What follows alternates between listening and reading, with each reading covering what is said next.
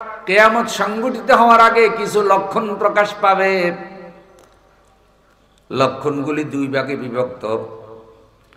কিয়ামতের কিছু আলামতকে বলে আলামতে সুগরা, ছোট চিহ্ন, আর কিছু আলামতকে বলে আলামতে কুবরা, বড় চিহ্ন। কিয়ামতের কিছু লক্ষণ আছে ছোট, কিছু লক্ষণ আছে বড়। ছোট ছোট লক্ষণগুলি আমি কয়েকটা আলোচনা করব, আজকে আর বিস্তারিত বলার সময় হয়তো হবে না। ছোট লক্ষণগুলির মধ্যে এক নম্বর, রাসূল সাল্লাল্লাহু আলাইহি সাল্লাম বলেছেন এলেম উঠে যাবে। এলেম কি উঠে যাবে? এলেম উঠে যাবে। সহিহ বুখারীর হাদিস,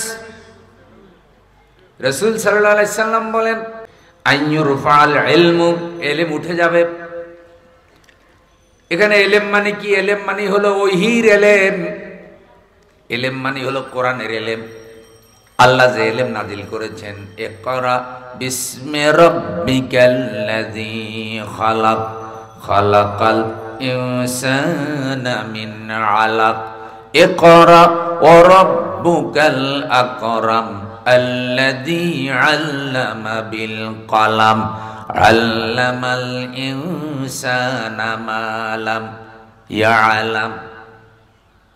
রমজান মাস, জাবালে নূরের গারে হেরা, দয়ার নবী মুহাম্মদুর রাসূলুল্লাহ সাল্লাল্লাহু আলাইহি সাল্লামের উপরে আল্লাহ তাআলা যে কোরআনের বাণী প্রথম নাজিল করলেন, সেই বাণীর প্রথম শব্দ হলো ইকরা, পড়ুন পড়ুন।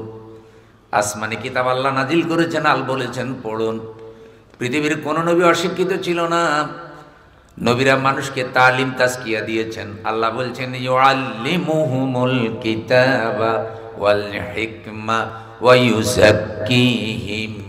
নবীর দায়িত্ব, নবী আল্লাহর কালাম মানুষের মধ্যে তেলাওয়াত করবেন, আর আল্লাহর কোরআনের জ্ঞান বিজ্ঞান শিক্ষা দেবেন, এবং কোরআনের এলেম শিখানোর মাধ্যমে তাদেরকে পবিত্র করবেন। তাহলে বোঝা যায় যারা কোরআন হাদিসের এলেম জানে না, তাদের আত্মা পবিত্র হয় না। যারা কোরআন হাদিস শিখে না, তাদের আত্মা পবিত্র হয় না। মহানবী সাল্লাল্লাহু আলাইহি সাল্লাম বলেছেন, যেই ঘরের মধ্যে কোরআন নাই, কোরআন চর্চা নাই, কোরআন পড়া হয় না, কোরআনের এলেম নাই, ওই ঘরটাও হলো বিরান ভূমি। বিরান ভূমি, মরুভূমি। মরুভূমিতে, বিরান ভূমিতে মানুষ থাকে না, চামচিকা থাকে, তেলাপাকা, উই পোকা, ভয়ঙ্কর হিংস্র প্রাণী, ভূত পেতনি, খারাপ জিনগুলি থাকে। যেই ঘরে কোরআন নাই, নবী সাল্লাল্লাহু আলাইহি সাল্লাম বলেছেন ওটা বিরান ভূমি। তার মানে ওখানে ইসলাম নাই, ওখানে দ্বীন নাই। ওই ঘরের মধ্যে বেপরদা আছে, সুদ আছে, ঘুষ আছে, মিথ্যা কথা আছে, বেনামাজি আছে, নাচ গান আছে, নাটক সিনেমা আছে, অন্যায় বিচার আছে, মিথ্যাবাদীও আছে, জেনাকারও আছে, কোনো কোনো ঘরে পরকিয়া করে এমন মহিলাও আছে, জালেমও আছে। ওইসব ঘরগুলাতে মানুষের জায়গা জমি জোর করে দখল করে, মিথ্যা সাক্ষী দেয় এমন লোক ওইসব ঘরে আছে। যখন কোর্টে মিথ্যা সাক্ষী পাওয়া যায় না, তখন সে বলে কি আমাকে টাকা দাও, টাকা দিলেই যার বিরুদ্ধে যা বলার দরকার আমি তা বলবো। এমন জালেম মিথ্যা সাক্ষীও সমাজে আছে না নাই? ও যেই ঘরে বাস করে ওটা বিরান ভূমি। কারণ যেই ঘরে কোরআন নাই ওটা বিরান ভূমি হয়ে যায়। যেই শিক্ষা ব্যবস্থা সব আছে, কোরআন নাই, ওইটা ইসলামী শিক্ষা ব্যবস্থা থাকে না। আবু জেহেলি শিক্ষা ব্যবস্থা, ফেরাউনি শিক্ষা ব্যবস্থা। কাফের মুশরিক যারা, তাদেরও পড়ালেখা আছে, কিন্তু তাদের মধ্যে আল্লাহর এলেম নাই, আখিরাতের এলেম নাই, পরকালের এলেম নাই, তাওহীদের এলেম নাই, তাদের ঈমান নাই। এ কারণে তাদের এই ডিগ্রির আল্লাহর কাছে কোনো মূল্য নাই। এই জন্য বন্ধু, ঘরগুলোকে কোরআনের আলোকে আলোকিত করা লাগবে, অন্তরাত্মাকে কোরআনের আলোকে আলোকিত করা লাগবে। এই তাফসীর মাহফিল কেন আয়োজন করা হলো? মানুষ যেন কিছু শিখতে পারে, কিছু জানতে পারে, কিছু এলেম যেন চর্চা হয়। কারণ কিয়ামতের আগে কোরআন হাদিস থাকবে, কিন্তু কোরআন হাদিসের এলেম চলে যাবে। বহু মানুষকে জিজ্ঞাসা করেন, আত্মাইয়াত জানে না, দোয়া কুনুত, এমনকি কালেমাও জানে না। অধিকাংশ মুসলমান সূরা ফাতিহা জানে না, সূরা ফাতিহার অর্থ জানে না। কোরআনের দাবি কি জানে না, ইসলামী অর্থনীতি জানে না, ইসলামী সমাজনীতি জানে না, ইসলামের রাজনীতি আছে না নাই জানে না। আজকে মুসলমানের সন্তান হইয়া কোরআনের রাজনীতির বিরোধিতা করে। জন্মগ্রহণ করেছে মুসলমানের ঘরে, চরিত্রটা বানাইছে ফেরাউনের মতো, কারণ তার কলবের ভিতরে ফেরাউন আছে, কোরআন নাই।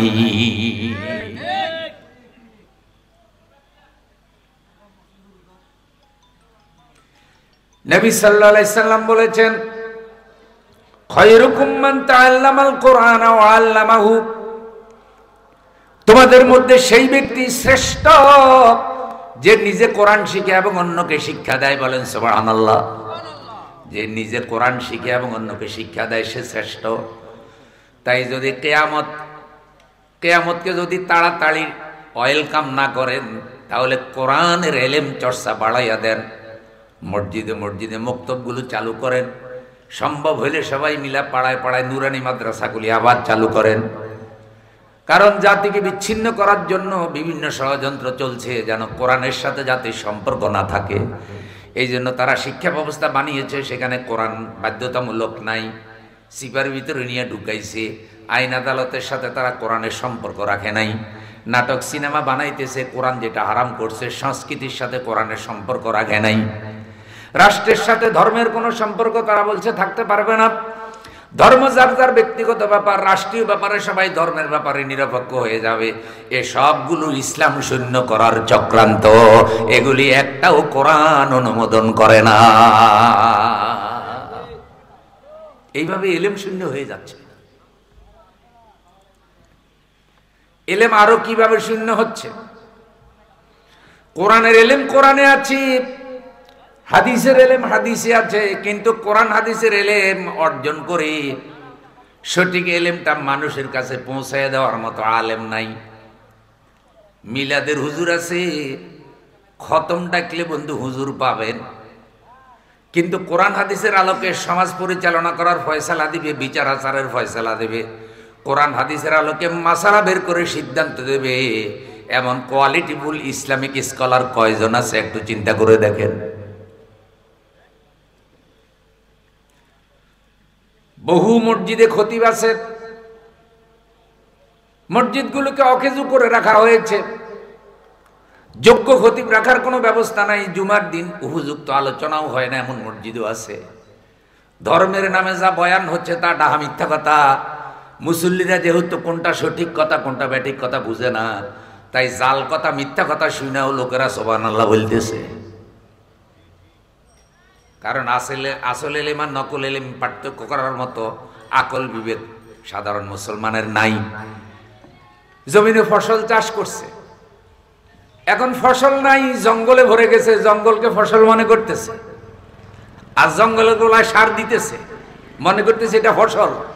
কারণ কোনটা ফসল কোনটা জঙ্গল সেটা চিনে না, কোনটা নেকামল সহি আমল কোনটা আমলের নামে জাল, এটা করলে ঈমান থাকবে না, বেদাত হবে, শিরিক হবে, এমন আকল বিবেক পার্থক্য করা, এমন চিন্তা চেতনা ফরক করার অনেকেরই এই যোগ্যতাটা নাই।